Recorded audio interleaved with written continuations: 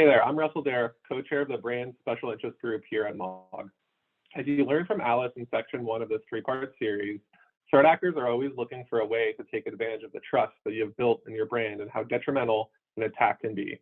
She shared what you can do to get a proper foundation in place to protect your brand.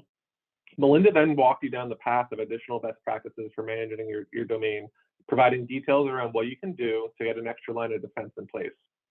In part 3, the last section of the series on domain management, I'm here to talk about 4 attack methods and mitigation strategies for domain abuse. Getting baseline best practices for domain security sounds easy, but it does take a lot of time and effort. Once you have your domains locked down to prevent them from being used to send spam or phishing emails, threat actors will quickly pivot to the next best thing, a lookalike domain. So what can you do to protect your brand? You can monitor for newly registered domains, allowing you to be notified of a domain that is mimicking your brand. You can leverage ICANN's centralized zone data service, as well as SSL certificate registrations, or even find a third party that can assist with detecting domains that use variations of your brand name. From this point forward, you then need to determine if the domain is being used for malicious purposes, such as phishing, or if it is infringing on your brand name.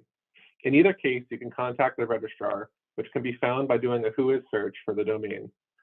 The registrar will then determine if the activity violates their terms of service in order to properly remove the content. As mentioned previously, third parties can assist in this process if you just don't have the time or energy to run all of this down. The next 2 attack vectors also leverage lookalike domains. And since I could talk about domain monitoring and takedowns all day long, it's probably best to tell you to go to the link below this video for more detail on this specific attack vector.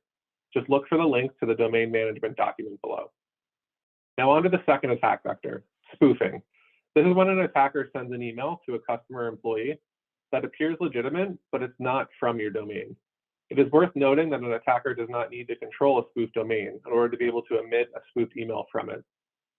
Similar to monitoring for lookalike domains that host malicious content, you can monitor for domains that appear to send email from your brand.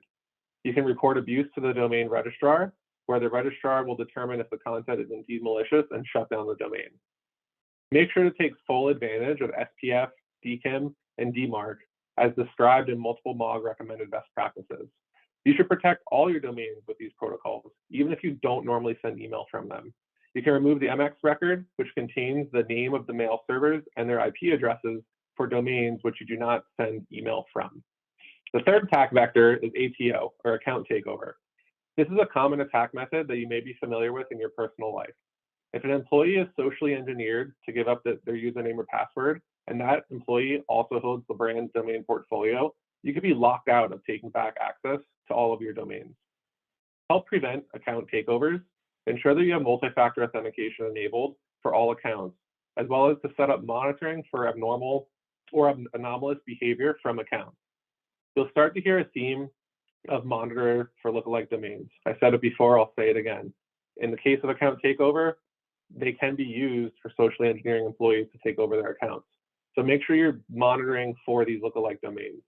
It's also a best practice to ensure you have processes documented and shared with relevant security teams, as they can assist in the time of need during an incident. The last attack vector to discuss is attackers that exploit a software vulnerability.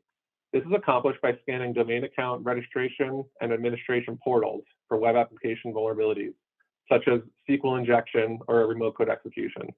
A successful exploit of vulnerable application code can result in the disclosure of account credentials for many domain accounts, among other sensitive data.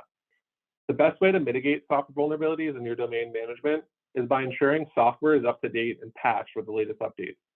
You can also introduce a responsible vulnerability disclosure program to help a brand understand what vulnerabilities are found in the wild against their systems, and it allows a person to notify the brand in a discreet manner, giving the vulnerability time to be fixed before others find out about it.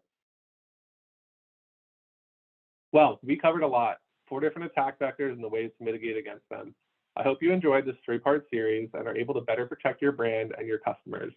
Click on the link below for more detailed information on domain management, a part of the MAAWG Brand Protection Kit.